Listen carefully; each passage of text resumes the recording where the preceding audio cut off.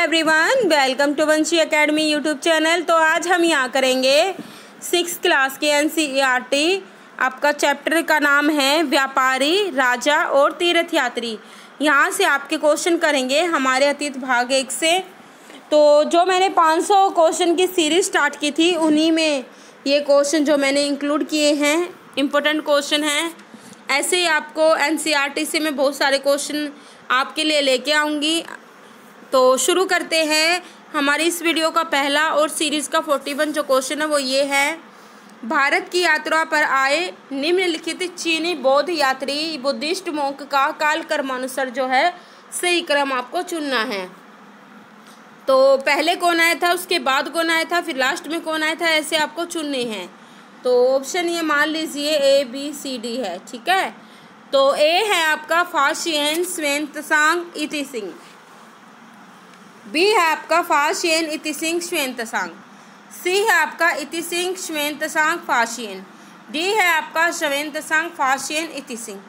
तो इन चारों में से आपको सही आपको बताना है। तो जो सही हो जाएगा वो है फाशियन स्वांगथांग और इतिसिंग। मैंने आपको चैप्टर करवाया, जो मैंने आपको करवाया था, देखो फाशियन आया था 600 साल पहले और स्वांगथांग आया था 400 साल पहले और इतिसिंग इससे 50 वर्ष पूर्व आया था स्वांगथांग से, यानी हो जाएगा इसका 350 वर्ष पूर्व, ठीक है। तो यानी ऑप्शन ए आपका ये पहले वाला बिल्कुल सही हो जाता है, एग्ज़ाम में आता भी है ये। आगे देखते हैं। आपको बतानी है विष्णु की वराह की मूर्ति निम्नलिखित में से किस स्थान से प्राप्त हुई, महाराष्ट्र, तमिलनाडु, मध्य प्रदेश या यूपी या उत्तर प्रदेश जो है। आप इन चारों में से सही उत्तर बताइएगा। तो विष्णु की जो वराह की मूर्ति मिली है वो मिली है मध्य प्रदेश से। एरन एक जगह है, वहाँ से मिली है।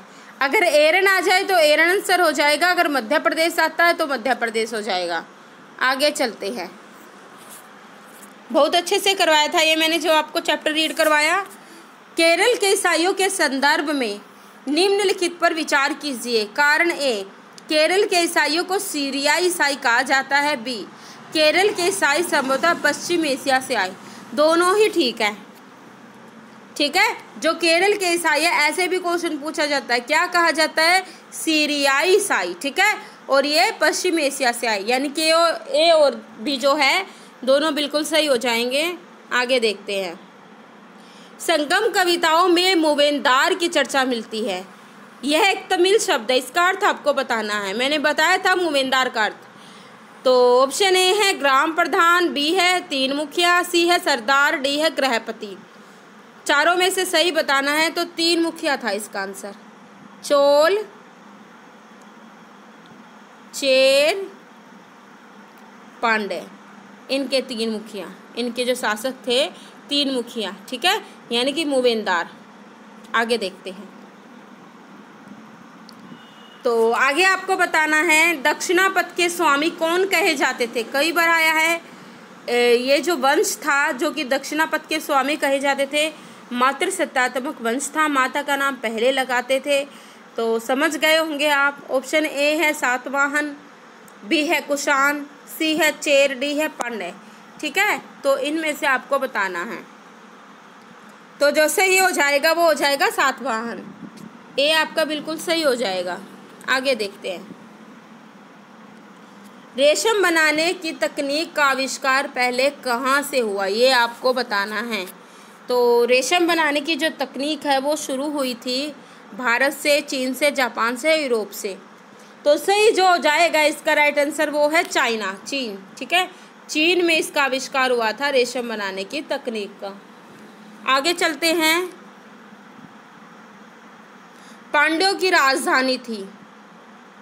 पांड्यों की राजधानी आपको बतानी है मदुरई, बादामी, कन्नौज, ये सभी। तो इन चारों में से आपको सही उत्तर बताना है पांड्यों की राजधानी कौन सी थी। तो सही उत्तर हो जाएगा आपका मदुरई।